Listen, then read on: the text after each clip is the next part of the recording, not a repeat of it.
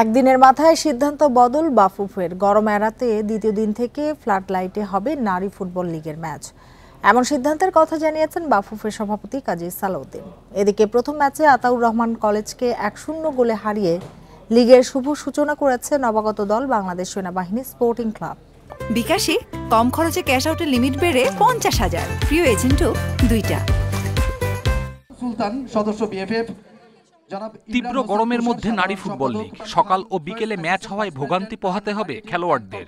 আসর উদ্বোধনে এসে তার টের পেয়েছেন বাফুফের সভাপতি কাজী সালাউদ্দিন। দ্বিতীয় দিন থেকে রদবদল আসছে সূচিতে। ম্যাচ হবে ফ্লাড লাইটে।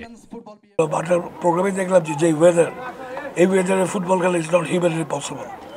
তো সাথে সাথে জেলসির সাথে আলাপ করলাম যে কিভাবে এটা করা যায়, অর্গানাইজ করো। সে বললো একটা বড় বাজেট লাগবে এবং এনএসসিবির সাথে কথা বলতে হবে। বলে কথা বলো, বাজেট অ্যারেঞ্জ করে দিচ্ছি, খেলা রাত্রে হবে, নাহলে খেলা হবে না। কৃত্রিমালয় খেলা পরিচালনায় বাফুফের খরচ বাড়বে ম্যাচ প্রতি 13,000 টাকা। সিদ্ধান্তে বদল আসায় বাজেট জোগাড়ের চ্যালেঞ্জও নিতে হবে ফেডারেশনকে। আমরা লাস্ট 10 বছর তো কোনো কিছু আটকে থাকে না। টিম বিদেশে জাপান থেকে আরম্ভ করে সৌদি আরবের থেকে আরম্ভ করে সব জায়গায় ট্রেনিং করেছে, খেলেছে। যেখান থেকে হোক উই উইল ম্যানেজ।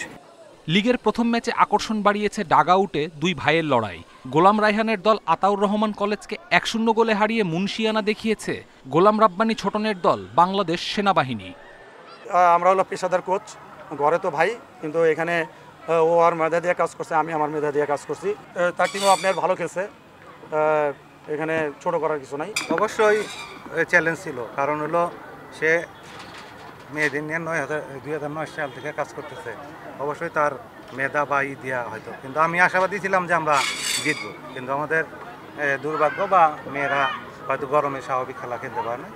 নতুন সূচি অনুযায়ী রোববার থেকে লিগের প্রথম ম্যাচ বিকেল 5টায় ও দ্বিতীয় ম্যাচ হবে সন্ধ্যা 7:30টায়।